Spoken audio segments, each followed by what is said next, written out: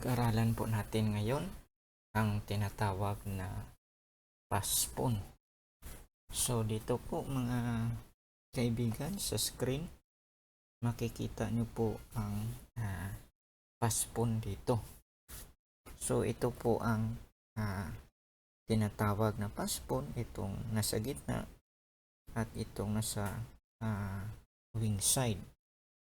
So dito yung sipons ng black at saka white, ito ay hindi paspon dahil mayroong naka-blockade dito. Yung punang black ay nakaharang po dito sa punang white at saka yung punang white nakaharang sa punang black. So dito yung G at saka H na pon, hindi rin ito paspon. So ito yung paspon. Ang paspon, ibig sabihin or passer, ito yung pon na walang obstruction dito sa harapan. So yung paspon ay tuloy-tuloy po yan papunta doon sa winning square. So ito rin yung paspon ng black. Okay, next example po, tingnan po natin kung ano yung mangyari dito sa paspon. So dito po sa diagram, ito po yung last move ng black. Kumain po dito sa knight. So dito pag-aralan natin kung ano nga ba ang paspon. So dito po sa game ni Clijsters versus Perles, ito po yung kanyang ginawa. Kinain niya yung pawn sa c6. So dito yung kanyang kalaban nagkamali kasi yung kanyang expectation na yung white ay kakain dito sa pawn. So ito po ang pinaka simple na move dahil akala niya kakain doon. So nag-move siya ng bishop e4. So ang mas maganda sana dito na move ay knight takes c6. So balit yung move na bishop e4, akala niya ay kakain dito. So balit mayroong tactics po dito yung white. Ito yung move na hindi niya nakita. So mayroon pong rook takes e7. So dito force po yung black nakakain sa rook kasi kapag ayaw niyang kumain, kakainin ng black ng white yung kanyang rook. So dito nag-move, nag-capture rook takes a7. So after rook takes a7, so nag-create ng paspon yung white. Ayan po. Ayan ang move na hindi niya nakita. So for example, kapag knight d7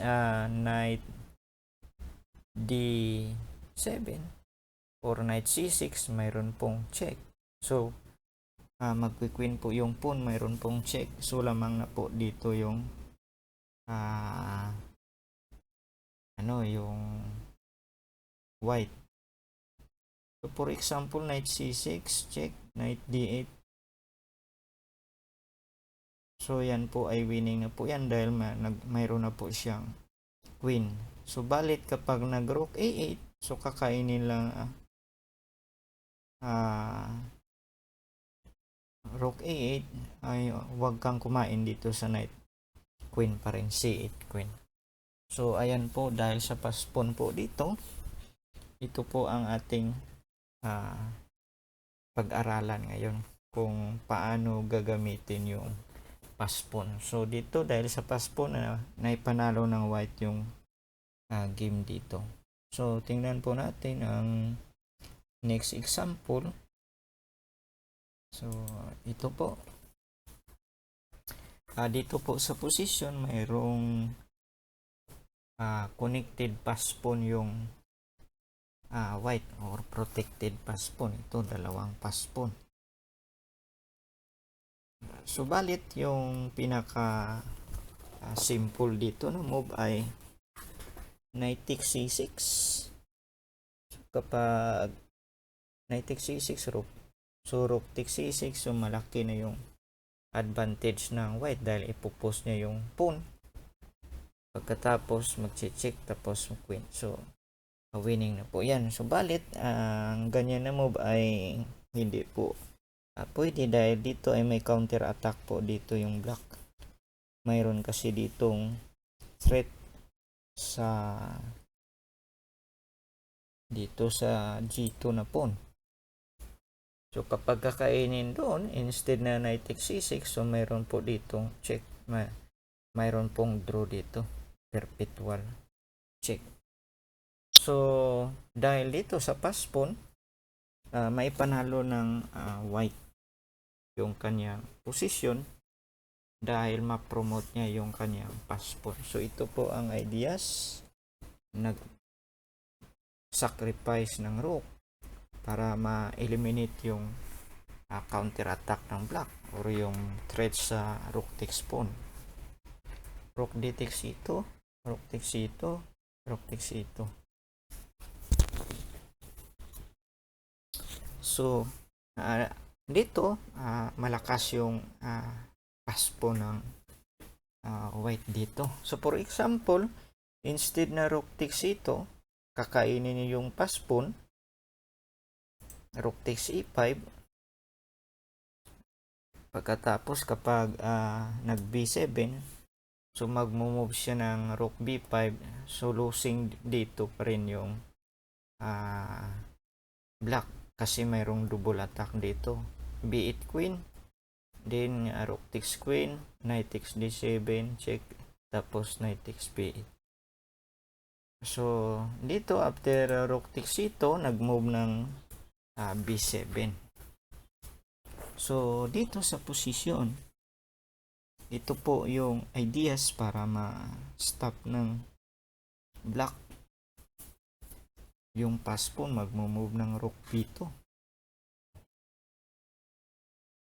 So iyan po ang kanyang ideas.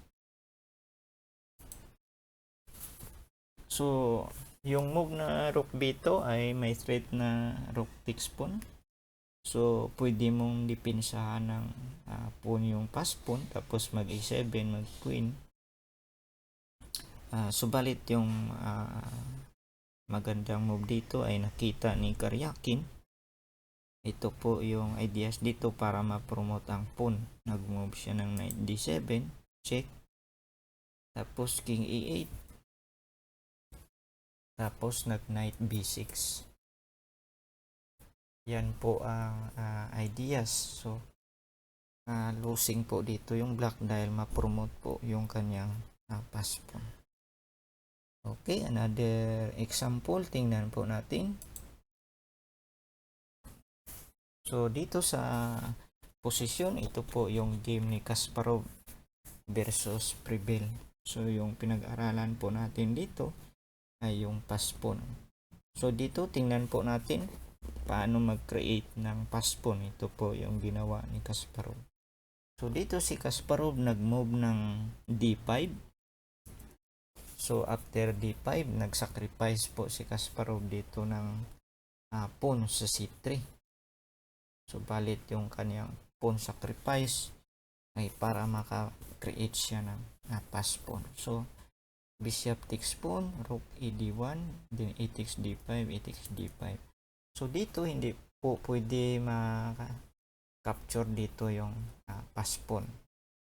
So ito ay protected ng rook. So bishop g7. So yung ginawa dito ni Kasparov ay yung talagang napakalakas itong pass pawn na to. Dahil ang pass pawn na to ay supported ng rook. At saka yung bishop mayroong control doon sa winning square.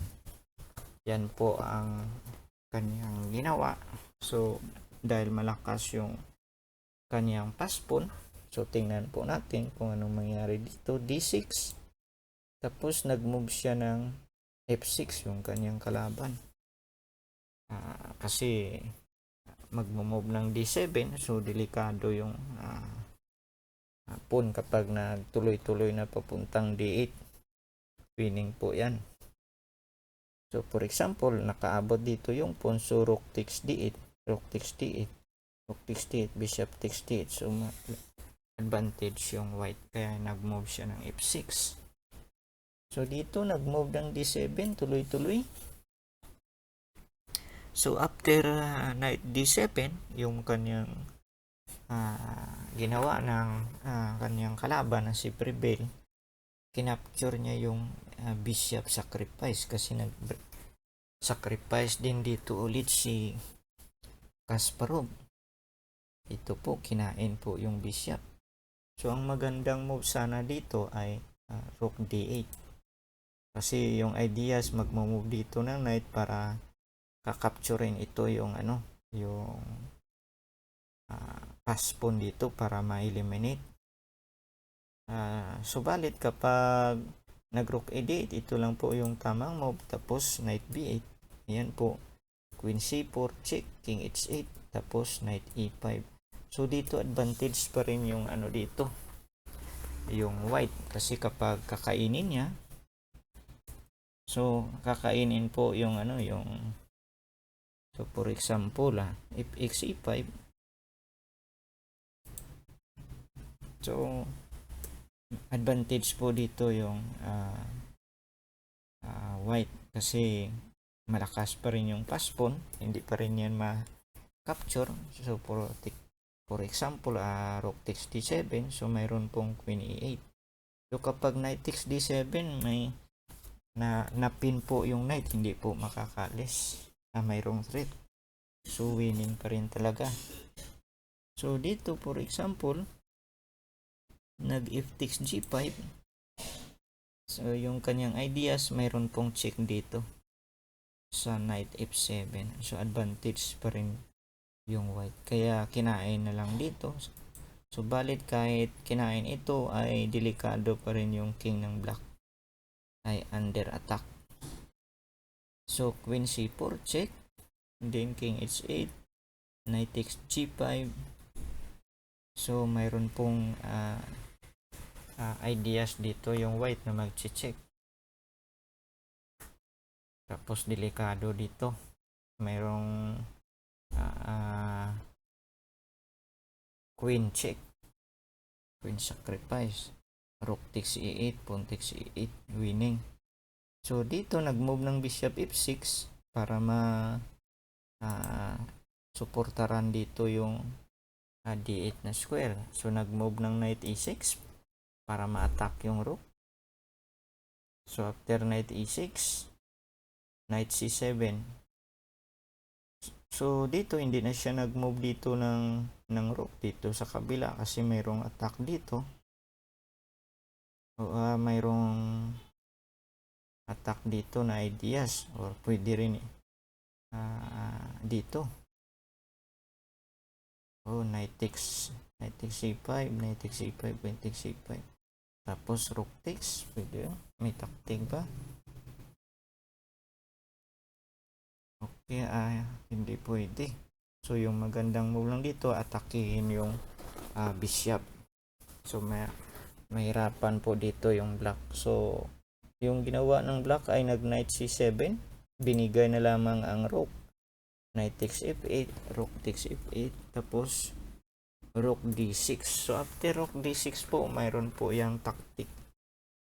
Yung ideas ng move na yan ay kakainin po yung bishop.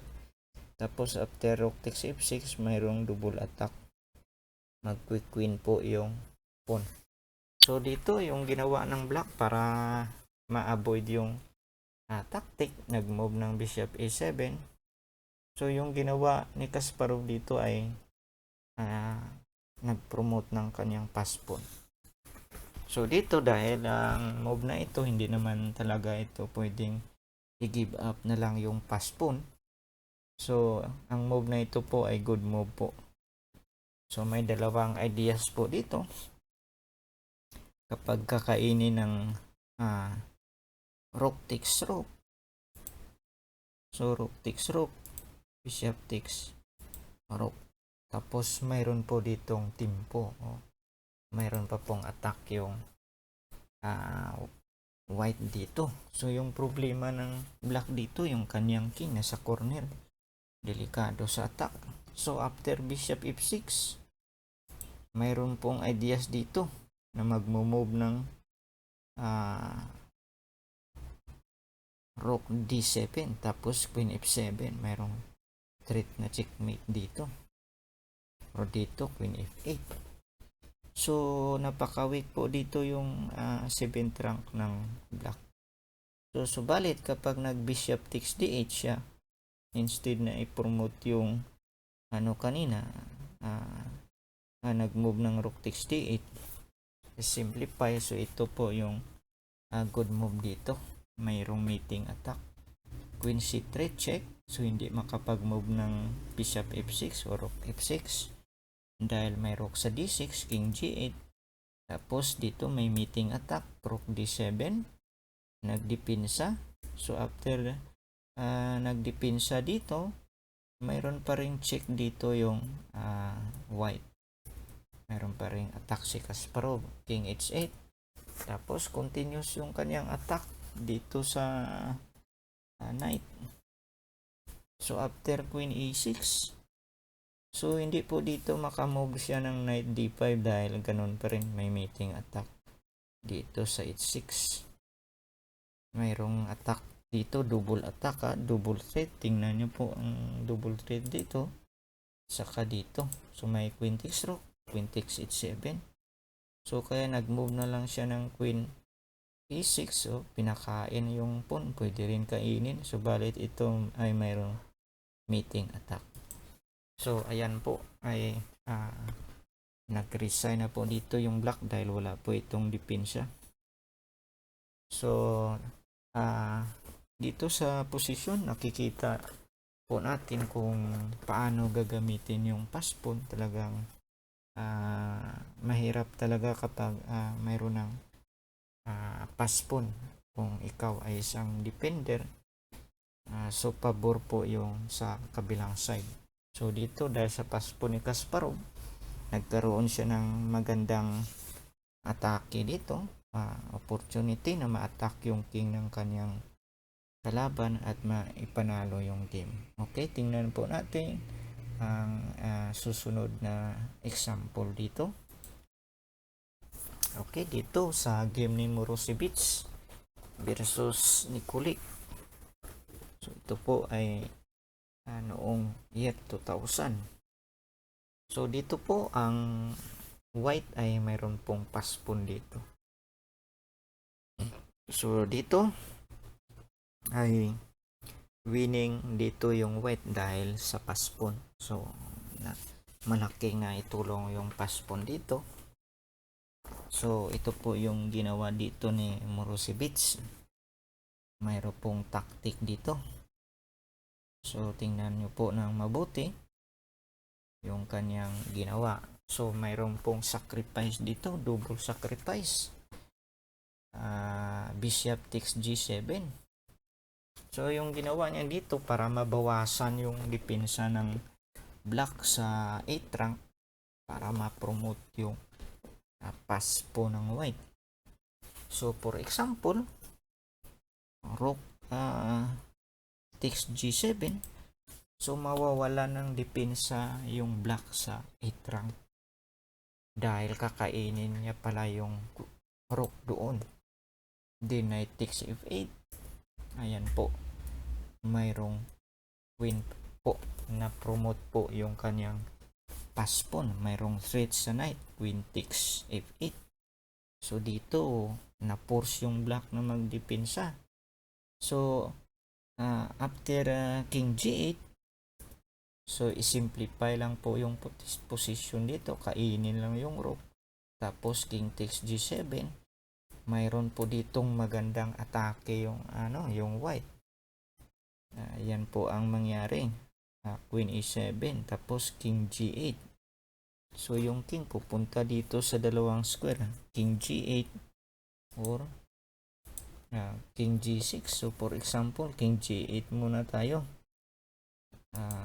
King g8. So mayroon pong attack dito. Ayan po, queen e7, tapos rook d8. After rook d8, goodbye na po yung ano dito, yung black, o rook d6, tapos kakain dito.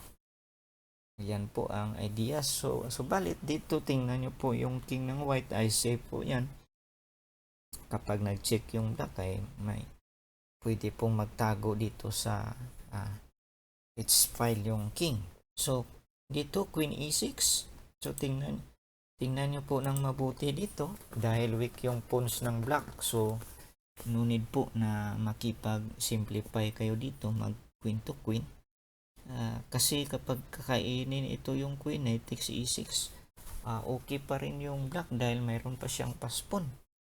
Subalit dito yung ginawa ni Murusiewicz ay hindi po kumain dito ng queen, ay mayroon pong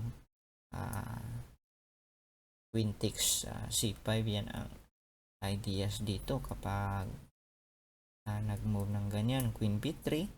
So rook e1, atakin yung knight doon. So balit kapag yung move niya ay king g6 instead na rook g8, so mayroon pong queen e7 pa rin, mayroong ideas na rook d6, tapos atakin ito yung king, queen e4, rook d6, ayan po, queen e1, check king g2. After queen e8 po, nag-move lang po ng f3. Ayan po, tapos queen e2, check, king h3, queen f7. So dito po ay hindi pa rin pwedeng makipag queen to queen. Dahil kapag nakipag queen to queen ka ay may possibility pa rin na okay pa yung black. So queen takes e5 dahil napin po yung kanyang pawn sa f6, c4. Then check, king g7, queen g4 lamang po, at after king h8 mayroon pong rook c6. So delikado po dito yung black, losing talaga dito dahil yung kanyang knight ay walang ginagawa. So balik po tayo dito, yan po ang analysis kapag rook yung kanyang ikakain sa bishop. So dito yung kanyang ginawa ni Kulik ay knight po ang kanyang ginamit dito, kinain sa bishop.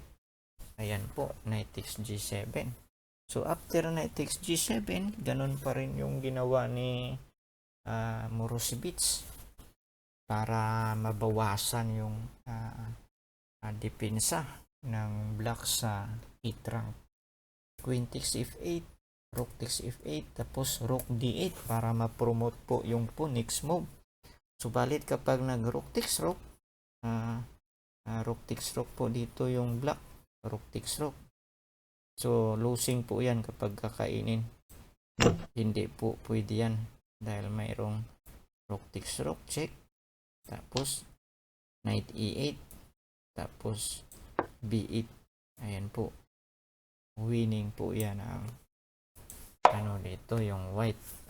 Subalit yung kanyang ibang move dito ay king g8, so ganun pa rin, queen b8. So advantage pa rin dito yung white. So for example, nag-move ng rook e8, so rook 1 d6, so kumain, check, so mayroon pong queen takes d8, queen e8, so mayroon pong queen takes f6, tapos may threat na rook d8. So yan po, advantage po dito yung white. So after rook d8, hindi po pwede yan kakapturin. So yung kanyang move ay counter attack, knight e6, tapos rook takes f8, knight takes f8, b8 queen. So ibig sabihin yung tactic na move na bishop takes g7 ay winning talaga yon sa white. So king g7, queen e7, then king h6, then queen f7. So kapag nag king g8 siya ay queen e7. balik po kanina sa posisyon. So dito nag-move king h6, queen f7. So dito nag-resign na po yung dito, yung black. Kasi lamang na dito yung white. So for example, knight g6, mayroon po doong rook d7. So kapag nag-queen c8, mayroong queen takes f6. So winning po yan. So tingnan po natin ang ibang example. So ito po ay mayroong paspon sa gitna. So dito yung ibang ideas dito na dapat nyong gagawin kapag mayroong paspon po yung kalaban nyo dito sa middle game or sa end game. Ang inyong gagawin po dito ay aatake nyo yung paspon. So tingnan nyo po kung anong mangyari dito. Ito po yung ideas. At saka yung kanyang defender ay kakapturin nyo. So dito, knight takes b3, queen takes b3, queen d6. Ito po, atakein po ng black yung paspo ng white. Ito po yung pinakamagandang ideas para po di na maka queen yung kalaban. So h3, din rook c5. So dito nagdidepensa yung white, tapos rook d8, queen e3. So after queen e3 po, ito po ay analysis na po dito ng chess engine. Kasi yung after nag-move po dito ng ng rook d8, nag-resign na po dito yung white, kasi sa bandang huli ay makakapture itong paspon, tapos i-trade yung queen tsaka rook. So ito mayroon na po ditong 2 versus 1. So pwede magkaroon ng outside paspon na dito yung black. So yan po ang mangyari. So dito wag po kayong mamadali na kainin nyo yung pawn, kasi mayroong queen takes queen.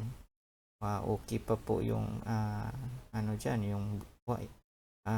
Kailangan mag-analyze po kayo dito, or mayroon po siyang attack doon sa pawn kapag nag-bishop takes d5 kayo. So yung ginawa ng black dito, magandang book, ay mag-move muna ng a5, tapos rook d4 for example, din kakapture ng bishop. So pagkatapos, pwede ito idahan-dahan na i-post yung pawn dito, or i-trade yung mga rooks dito saka queen. So sa minor piece in game, knight versus bishop, dito ay winning na po yung black. So yan po ang ideas dito. So tingnan natin ang mga iba pang mga sample dito. So punta po tayo dito sa paspon. Ito yung king and pawn in game. So tingnan po natin paano po dito ma-promote yung paspon. So dito sa position, gagamitin po natin ito yung ideas dito na tinatawag na the rule of the square.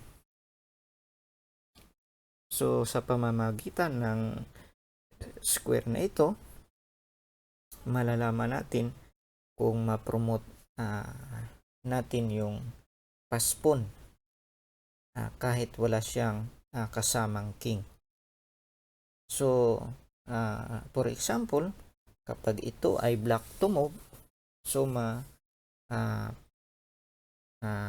hindi ma-promote yung paspon dito, dahil kapag yung king ay nasa loob ng square, so ang pawn ay maaabutan po ito ng king. So for example, king b5, e6, king c6, e7, then king d7. Ayan po, makapture po yung paspon, ma-stop ng black. So balit kapag white to move po dito, ay hindi niya po ito ma-capture yung pawn, ma-promote po ang pawn, dahil yung king ay nasa labas ng square. So tingnan nyo po ng mabuti, e6, so nasa labas po yan ang king ng square, dahil ito yung square. na 3/3. So E7, so king C6, ayan po, na-promote po yung pass pawn. Okay, another example about pass pawn. So ito po yung ideas. So napakaganda po ang exercises na ito. Tingnan nyo po ng mabuti.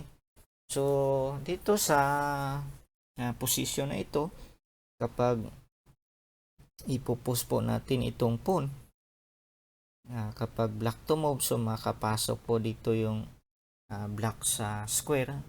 So hindi po ito ma-promote yung pass pawn kapag tuloy-tuloy po yung move. Subalit mayroon pong ideas dito na paano po pigilan yung king ng black para ma-promote yung pass pawn. So tingnan nyo po ng mabuti. So king B4, ayan. Tapos for example, kapag king D6, D6 yung move. Ang ideas dito para hindi makadaan yung king, hindi niya magamit yung D6 square. So after C6 D6, F5, so ito po hindi maabutan ng king ng black dahil naharangan yung diagonal ng pawn na ito. So balit after king B4, kahit mag-move yung white dito ng pawn na F5, ito ay mayroon pa rin winning. So tingnan nyo po ang ideas dito. Mag-move ng king C5, so nasa loob ng square yung king B2, F6, tapos king D6, tapos king B2, king D7, king C3, king E8. So yan po ang ibang winning ideas dito ng white. Ayan po, winning pa rin. So balit yung pinaka magandang move po dito, ito po yung D6, dahil talaga dito ay siguradong sigurado na ma-promote ng white yung kanyang pass pawn. Okay, next example po, tingnan po natin dito. So punta po tayo sa tinatawag na opposition. So dito sa opposition, gagamitin po natin para maitulak yung king. So for example, kapag black to move, pupunta dito yung black sa D6. So yung king ay makapenetrate po sa kanyang position. Mayroon pong move na king F5. Yan po ang tinatawag na opposition. Yung opposition ay kapag yung dalawang king ay nagharap-harapan. Subalit yung resulta ng opposition ay para maitulak yung king ng kalaban at makapenetrate ang iyong king. Yan po ang result ng opposition. So king E7 for example, para hindi makapenetrate ang king sa F6 na square, so mag-move po kayo ng king E5 dito. Yan po ang tinatawag na opposition. So yan po ang ideas kung paano po gagamitin yung opposition para po maitulak yung king ng kalaban. So tingnan po natin yung example dito. So ito po. So kapag king and pawn in game po, mayroon po kayong pass pawn. Kapag yung king ay nasa front ng inyong pass pawn, ito po ay may winning po dito. So paano po natin malalaman dito kapag ganito yung posisyon na may winning dito sa white? Yung ideas kasi dito, gagamitin natin yung opposition para makapenetrate yung king papunta doon sa winning square, para maitulak yung king ng black, ma-drive out. So tingnan nyo po ng mabuti. So for example, king D6, king F5.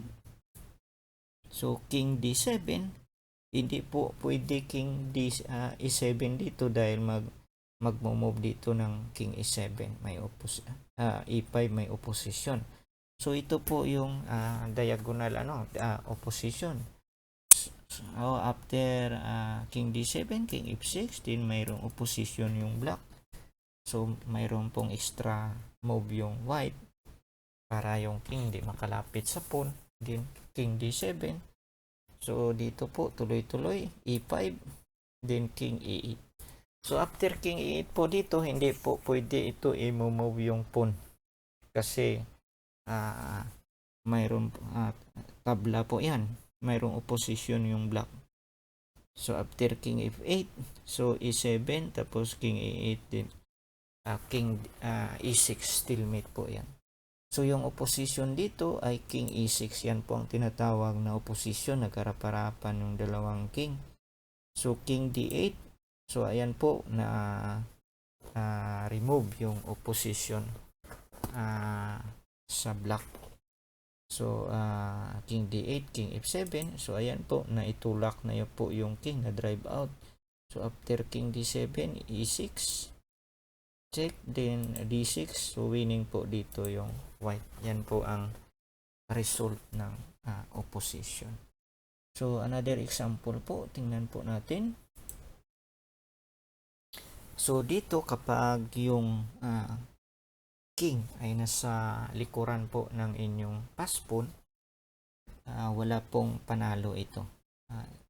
Draw po ang position na ito kasi kahit may pawn po dito, advantage yung white or kayo ay may extra pawn.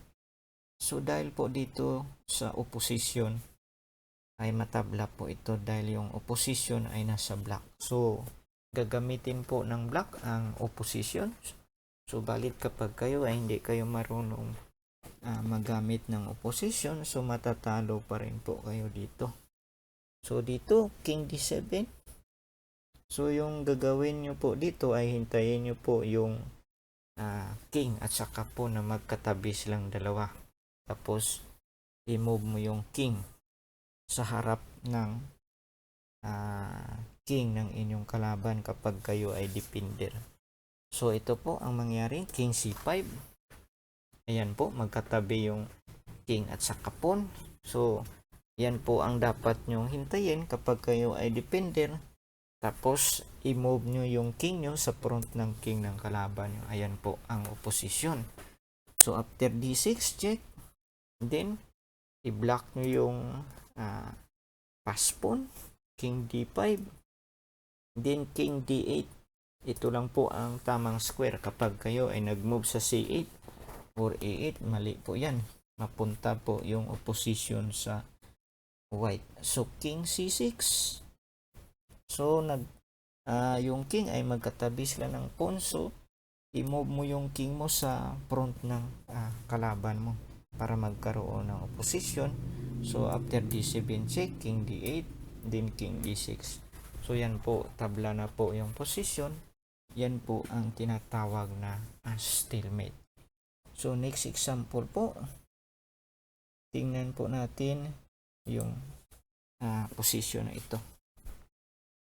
So sa position po na ito, basta yung pawn ay nasa wing side po, tabla na talaga po yan. Kahit anong move dito, kahit yung opposition ay nasa white pa, so hindi po ito magbabago. Talagang tabla po ito. Wag nyo po kalimutan ito. Kahit kayo ay mayroong pass pawn, kapag sa A or H yung pass pawn, ay pupunta lamang yung king doon sa corner kapag kayo ay defender.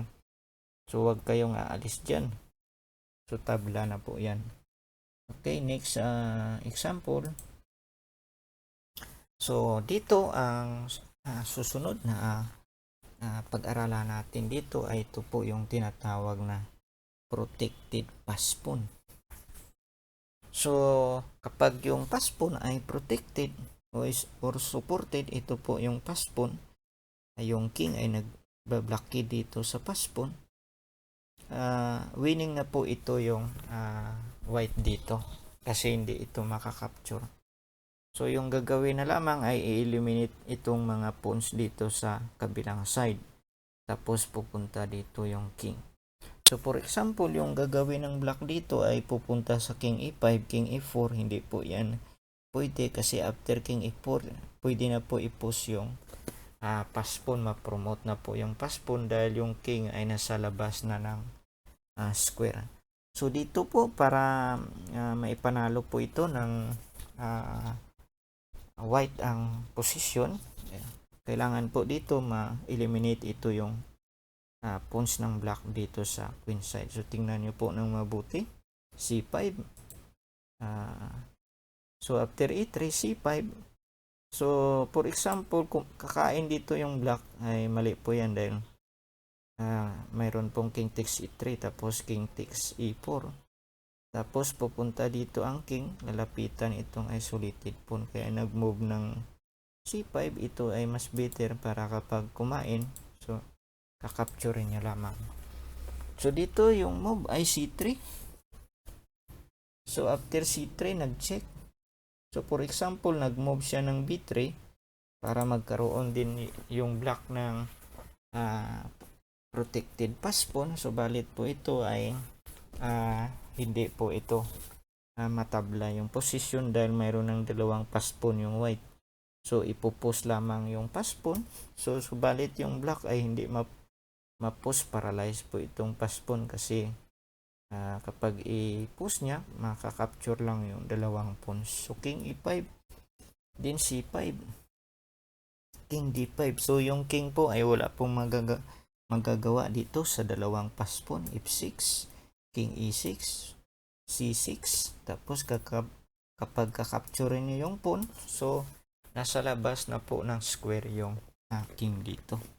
So after c7, so wala na, winning na po yung dito yung white. Ayan po, na-promote na po yung kanyang pass pawn. So balit yung kanyang ginawa dito after c3 ay nag-check po dito e3. So king b3 lamang dito. So kapag kinain niya, tapos capture, tapos e2.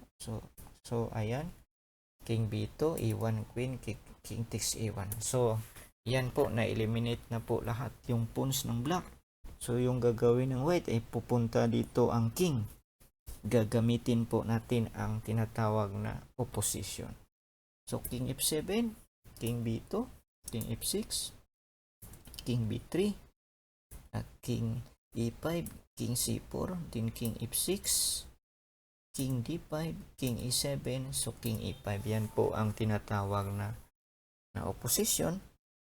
So yung white ay nagkaroon ng opposition. Then king f7, f6, king f8, then king f5. So nauubos na po dito yung mga pawns ng black. Ayan po ay winning na po yan. King g6, king g8, g5. So for example po, nag-move siya dito ng king h8. So pupunta lamang dito yung king. Tapos king h7, check. Kapag h8, mayroon check. Kapag dito siya, so i-push lang yung pass pawn. Winning na po yan. So next example po, tingnan po natin dito. So ito po yung tinatawag na protected pass pawn. So ito po sa b5. So tingnan nyo po ng mabuti yung position dito. So yung magandang move dito ay maraming ideas po dito sa white. Yung problema kasi dito ng black kasi ito yung kanyang pawn ay nasa dark square. So yung winning ideas po dito, tingnan po natin yung bishop, makapagdepensa pa ito pag i-move. For example, b6, bishop d8, b7, so bishop c7. So mas top po ng bishop dito yung pass pawn. So balit mayroong plan po dito yung white, magandang ideas para mas top po yung bishop d8. So pwede pong mag-move ng bishop e5, tapos bishop c7, b6, b7 to b8. Pwede po yan. So balit dito yung magandang move, yung ibang move dito ay bishop g3.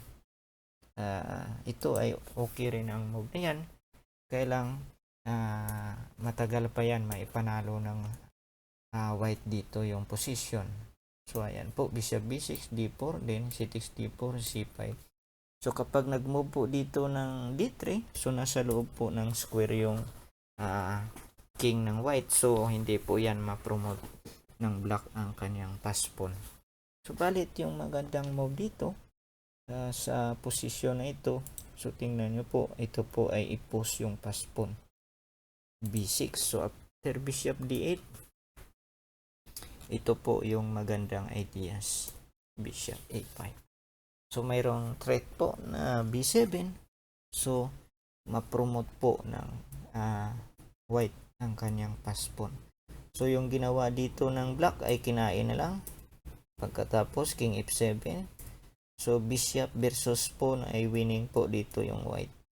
So g6, so after g6, pabayaan na lang yung pass pawn na yan. Ayan, pakain lang yan yung pawn na yan. So g5, so king d5, g4. So for example dito nag-move siya ng g4, so mayroon pong king takes d6 kasi dark square yan, ito yung bishop. So kayang makontrol yan ng bishop. Ayan, hindi po maka-win yung kanyang pass pawn. So balit kapag nag-move siya ng king e7, so mayroon pong bishop c7, tapos capture, king d8, so capture po lahat yung kanyang pawn. So yung king ng black dito ay losing talaga sa bishop and pawn in game. So next example po, tingnan po natin dito. Ito po next na example. Ito po ang tinatawag na connected protected pass pawn. So panalo pa rin po dito yung white. So tingnan nyo po ng mabuti. So ito po yung ideas. Ay black to move po dito ay nag-move ng king d7. Ayan po. So after king d7, ito po yung ideas. Magmo-move lamang ng king e5. Kasi pupunta dito yung king ng black. So for example, kapag nag-move siya ng e6 para hindi makapag king f5, so dito ay winning po dito yung white. Sacrifice lang yung pass pawn para makapture yung pawn sa e6. So king c7, king c7 or kakapture niya king c7, then king takes e6, h5. So after h5 po, magmo-move lamang ng d5. So kapag ka-capture dito, malayo pa rin kasi mayroong check. So tingnan nyo po ng mabuti. For example, nag-move siya ng h4. So mas 3 moves away po yung pass pawn. So balit dito ay may team po dahil na-check pa siya d6 check. Ayan po. So 2 moves away. So mas nauna po yung white dito na maka-queen. King c7, king e7. So queen po, yan po ay winning po dito. So balit after king takes e6, yung kanyang move ay king takes c6. So mayroon pa rin pong winning dahil mayroong pass pawn yung white. So dulo diretso na po yan. So dito king d7, after king d7, king e5, king c6 instead na e6. So nag-move lamang dito ng king f5. So hindi po yan ma-capture ng black yung pawn sa d4 dahil protected nga yung pawn. So king d5, so hindi po ito pwede ma-capture dahil ma-promote yung pass pawn. So king g6, so wala na po yan, losing na po yan ang black. For example, e5, so kakainin lang, tapos may pass pawn dito at makakapture itong dalawang pawn. King c6, king takes h6, e6, king takes g5. So ayan po, winning na po yan ang dito, yung white po. So yan po ang tinatawag na protected pass pawn. So ito po ang pag-aralan po natin dito. Ito yung tinatawag na paano mag-create ng pass pawn. So, tingnan po natin.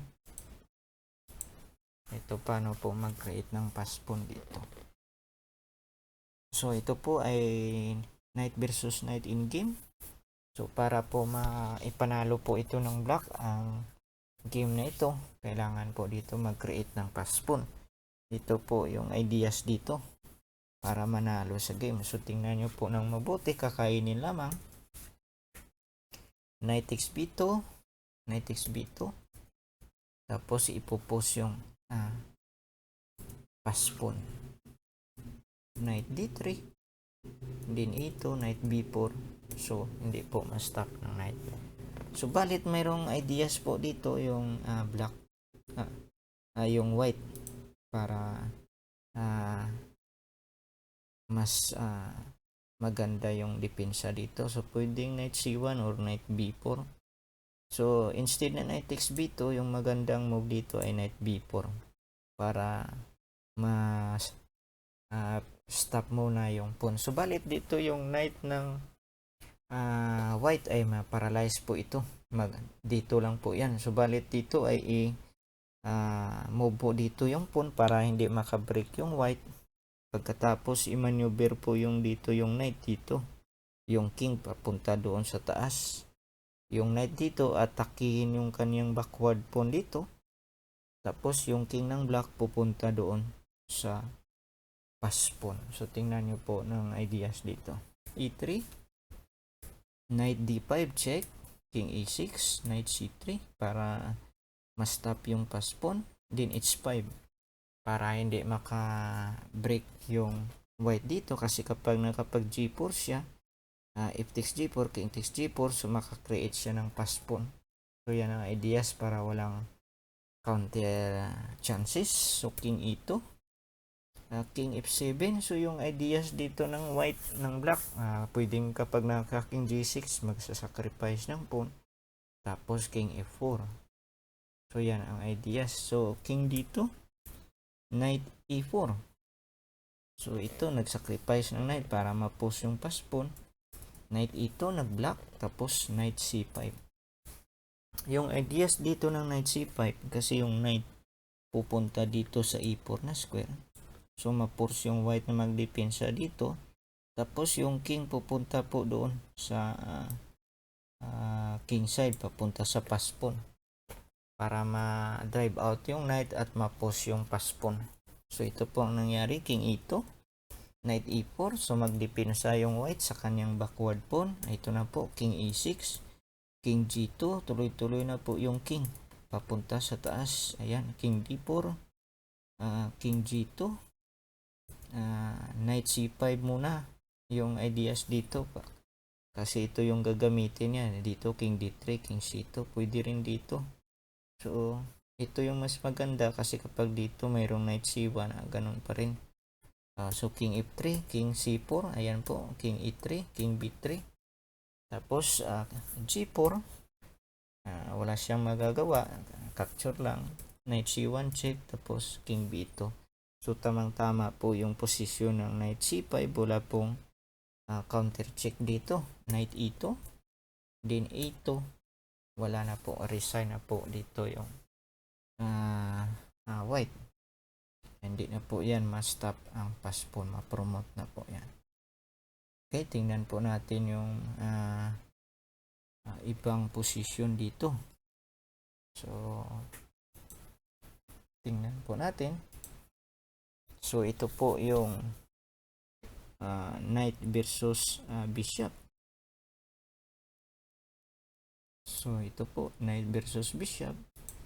So, ito po, paano po dito makakreate ng pass pawn para po manalo dito yung white. So, ito po, napaka-importante po ito na strategy. So, tingnan nyo po, kasi weak po dito yung pawns ng black. Nasa dark square po. Tingnan nyo po ng mabuti dito. Ito po yung kanyang pawn. Weak pawn. So, bishop b6. Attack po tayo sa weak pawn. Depensa. Then, bishop d4. Atakin sa kabila yung pawn. So magdidipinsa yung black. Knight d6, bishop g7, knight f7. So balit ito po ay hindi na po ito kayang dipinsahan ng black yung kanyang pass pawn po dito, ay yung kanyang weak pawn po dito. Yan po. After bishop c3, winning na po dito yung white dahil after bishop takes pawn, mayroon po ditong protective pass pawn. So nag-resign na yan ang black. So balit dito yung analysis dito, tingnan nyo po after bishop takes b6, so instead na magmo-move ng knight b7, yung magandang move sana dito, yung ibang ideas dito sa white, instead na bishop b6, mayroong king d3, punta dito yung king. Subalit matagal po yan na ideas. So dito after knight b7, itong magandang idea sana ng black, hindi niya nakita. King d6, kailangan mag-activate dito yung kanyang king. Bishop g7, ipapakapture na lamang po yan ang ang pawn. So ayan po ang move. Knight c5 after bishop h6, ayan po ang ideas. So para makapenetrate yung king ng black, tapos mayroon po siyang pass pawn sa center. So hindi ito nakita ng kanyang kalaban dahil ito ay analysis po ito ng engine. So after king d3, king d5 lamang, knight tapos king e3, knight f6, h3, pagkatapos knight e4, bishop f8, tapos dito nag-move siya ng knight c5. Yan po ang counter attack ng dito ng black. So balit kapag kakainin po dito yung yung knight, delikado po yan, may chance pa po yan yung black. So yung ginawa dito ng white ay mayroon po ditong bishop e7 para po capture dito yung pass pawn. So yung pawn para magkaroon ng pass pawn dito.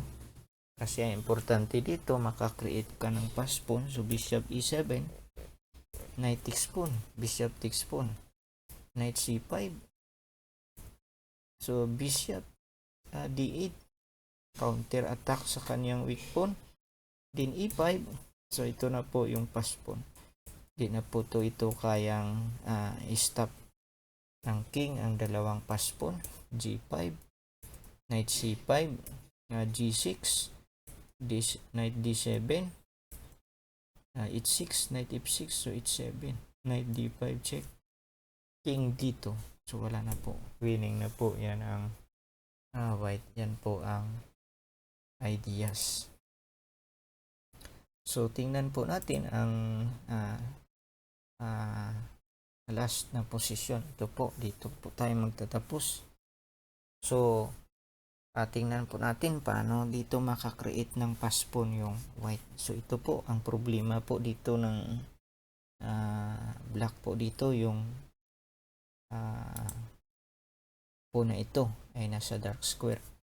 So yung move po dito ng white ay g4. Ito po magbre-breakthrough para makakreate ng pass pawn dito, ang h para ma-pass pawn. So bishop f8 for example, king f6, mali po yan dahil makapenetrate po dito yung king ng white papunta dito. Subalit yung king ng black ay hindi makapenetrate dito sa pawn, hindi niya makapture dahil may bishop. So bishop f8, g5, capture. So it's bishop takes g5. So bishop g7. So after bishop g7, i-post lang yung pass pawn. Tapos bishop f8, then h7, bishop g7, then mayroon pong bishop d8. So winning na po yan ang white dyan dahil maubos po dito, makapture po lahat itong pawns na to.